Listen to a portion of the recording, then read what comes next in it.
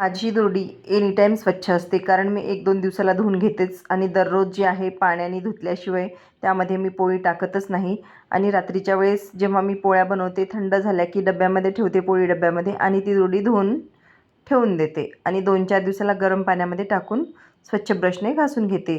तर बऱ्याच जणांचं असं असतं की 8 दिवसाला 15 दिवसाला धुणं, मग त्यामुळे काय होतं, पोळ्या ठेवून ठेवून दुरडी ही चिकट होऊन जाते. तर दुरडी ही स्वच्छच असली पाहिजे. आणि नवीनच माझ्या दुरडीला पहा 1 वर्ष झाले कमीत कमी, तर एकदम स्वच्छ आत्ता आणल्यासारखी आहे. तर मी आज शेवग्याच्या शेंगाची भाजी बनवणार आहे.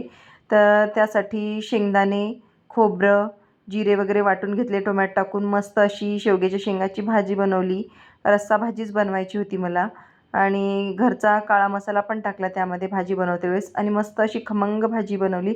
त्यासोबत भाकरी आणि पोळ्या आणि भात असं होतं आमचं जेवण. पण कोण कोण दुरडी नेहमीच धुतं, कमेंट करून नक्की सांगा. मी तर धुते बाई.